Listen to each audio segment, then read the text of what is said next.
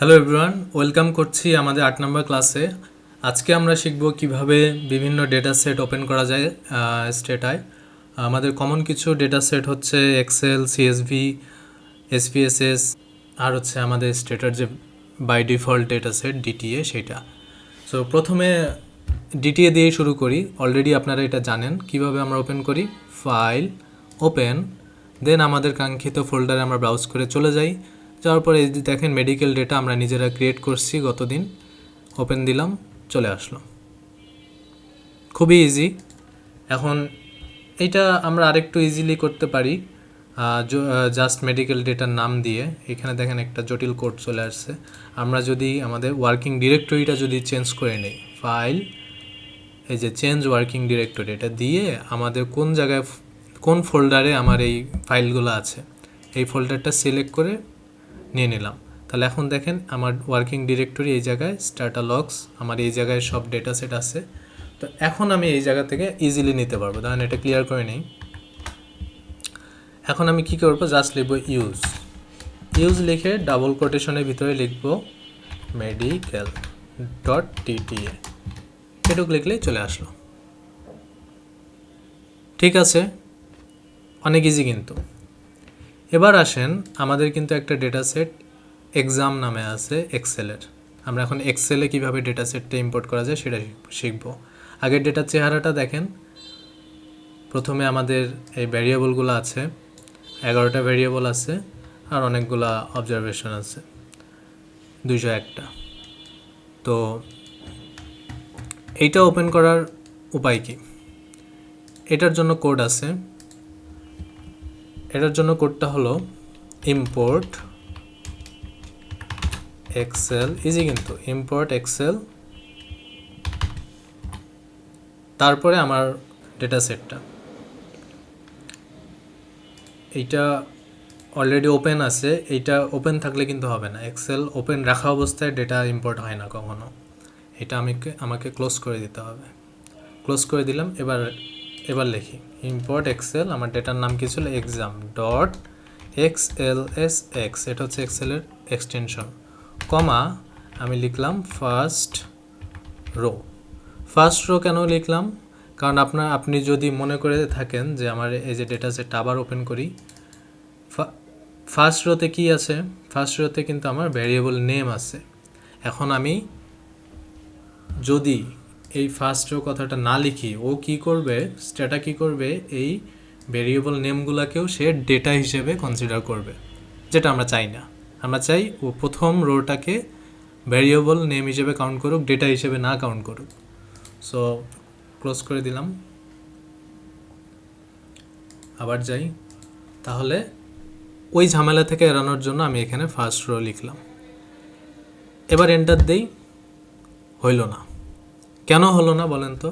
কারণ এই জায়গায় অলরেডি আমার ডেটা ইম্পোর্ট করা আছে। সো আমাকে আগে ক্লিয়ার করে নিতে হবে। আমি যদি এখন ক্লিয়ার দেই, দিয়ে আগের কোডটা রান দেই, সেটা একটা ওয়ে। আবার একবারে এখানেই ক্লিয়ার করা যায়। ফার্স্ট রো লিখছি, এখানে একটা স্পেস দিয়ে ক্লিয়ার দিলাম, এবার দেখেন ঢুকে গেছে। এই জায়গায় ক্লিয়ার দিয়েছি, এখন ওপেন হয়েছে। দেখেন 11টা ভেরিয়েবল, আমার 200টা অবজারভেশন এইখানেও শো করতেছে, আবার প্রপার্টিজে এই জায়গায়ও শো করতেছে। দেখেন ভেরিয়েবলস 11, অবজারভেশনস 200, এই জায়গাতেও শো করতেছে। সো এক্সেল কীভাবে ওপেন করা যায় সেটা শিখলেন। অ্যানাদার ওয়ে আছে, গ্রাফিক্যাল ইউজার ইন্টারফেস দিয়ে। ধরেন যে এখানে ফাইল, আচ্ছা এটা ক্লিয়ার করে নেই, ক্লিয়ার, এই যে ফাইল, এই যে দেখেন ইম্পোর্ট দিয়ে এই যে প্রথমেই এক্সেল দিলাম, দেওয়ার পরে ব্রাউজ করব আমার কোন জায়গায় আছে, আমি চলে আসলাম, আসার পরে এই যে এক্সাম, এটা ওপেন করলাম। করার পরে এই যে দেখেন import first row as variable, এটা আমাকে টিক দিতে হবে। দেখেন নিচের মধ্যে দেখেন জেন্ডার, আইডি, এরা কিন্তু ফার্স্ট অবজারভেশন হিসেবে কাউন্ট করতেছে, আর ভ্যারিয়েবল নেম ABCD এইসব দেওয়া। আমি যখনই এটা টিক দিব, দেখেন ওই ফার্স্ট রোটা ভ্যারিয়েবল নেমে চলে গেছে। চলে যাওয়ার পরে 0 থেকে শুরু হয়েছে। আই গেস আপনারা বুঝতে পারছেন। সো এই জায়গায় টিক চিহ্নটা মাস্ট দিতে হবে। এবার ওকে দেই, এই যে চলে আসলো ভ্যারিয়েবল নেম, দেখেন জেন্ডার, আইডি, রেস এইসব আসছে।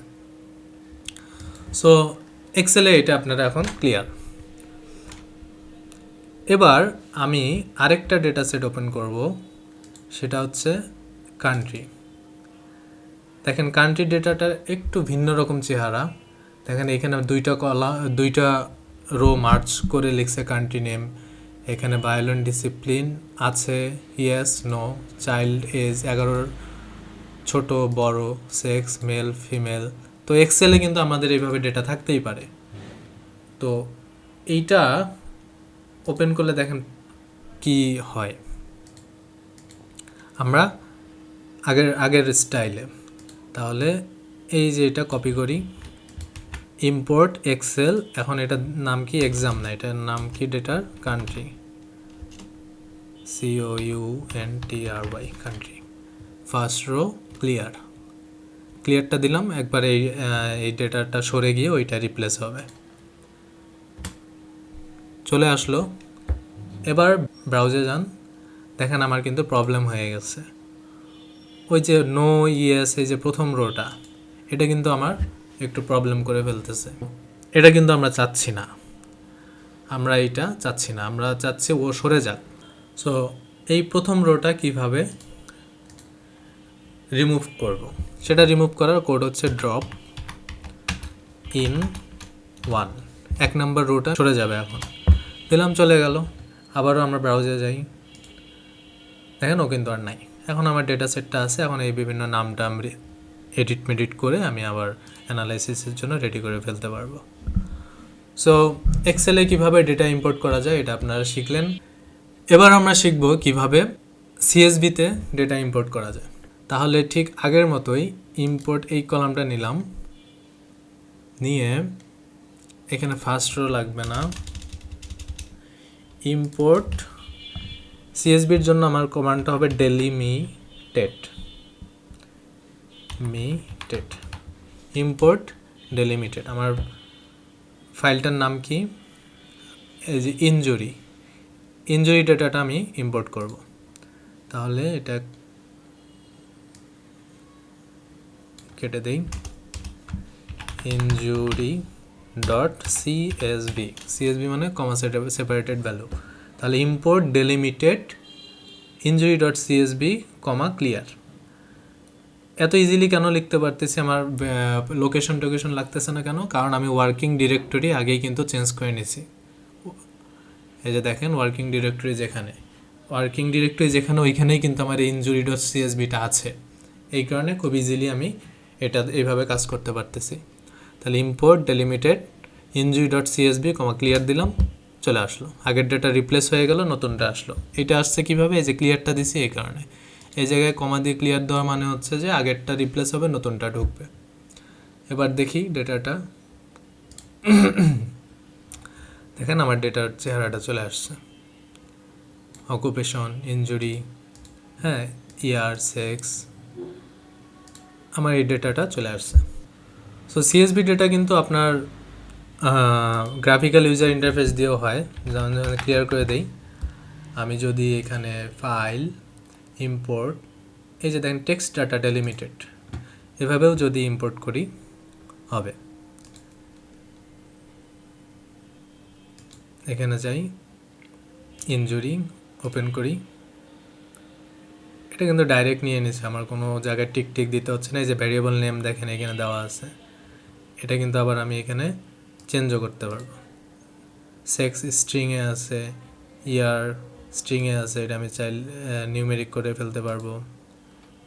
হ্যাঁ, এই ব্যাপারগুলো এখানে আছে, এখানে চেঞ্জ করে ডাইরেক্ট বসাইতে পারবেন। আপনি মেইন ইম্পোর্টের আগে এই জায়গায় কিন্তু আপনি এই চেঞ্জগুলো করে নিতে পারবেন, করে আপনি বসাইতে পারবেন। ওকে দিলাম। সো আমরা সিএসভি কিভাবে ইম্পোর্ট করা যায় সেটা শিখলাম দুইভাবে, একটা কোড দিয়েও করা যায়, আবার গ্রাফিক্যাল ইউজার ইন্টারফেস এখানে ইম্পোর্ট দিয়েও করা যায়।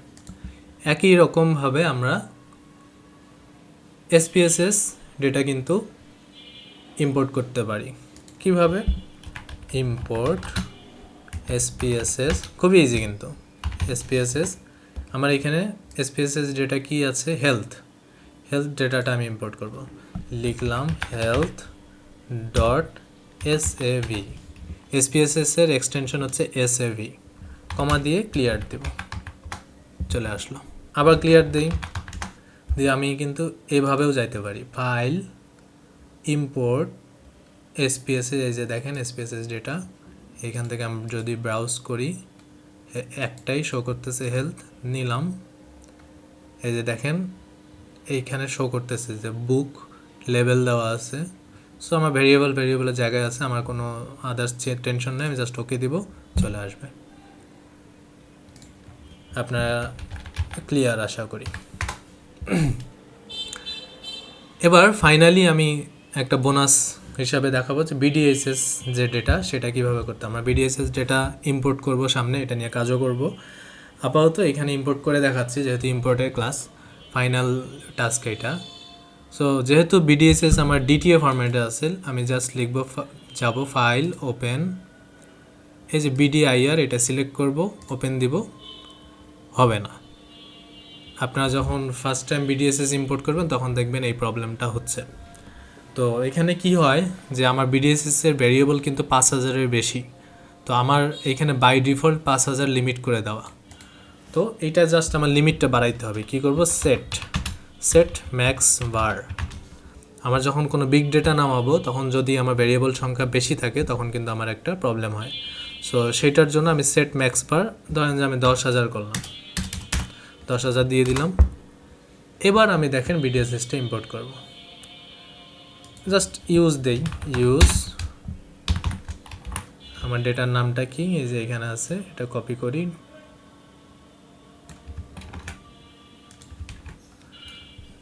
.tta,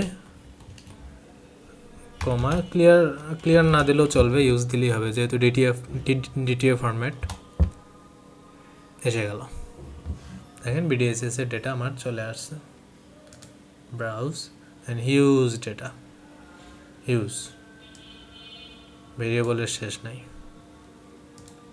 এই যে এখানে প্রপার্টিজ দেখেন, আমার ভেরিয়েবল 5425টা, এই কারণেই কিন্তু নেয় নেই, 5000-এর বেশি ছিল। আমার স্টেটায় বাই ডিফল্ট থাকে অলওয়েজ 5000, সো এইটার কারণে নিতে পারে নাই। আমরা লিমিট বাড়াইলাম সেট ম্যাক্স বার দিয়ে, তারপরে এখন ডেটাটা ইম্পোর্ট করলাম। সো এই ছিল আজকের ক্লাস, সবাই ভালো থাকবেন।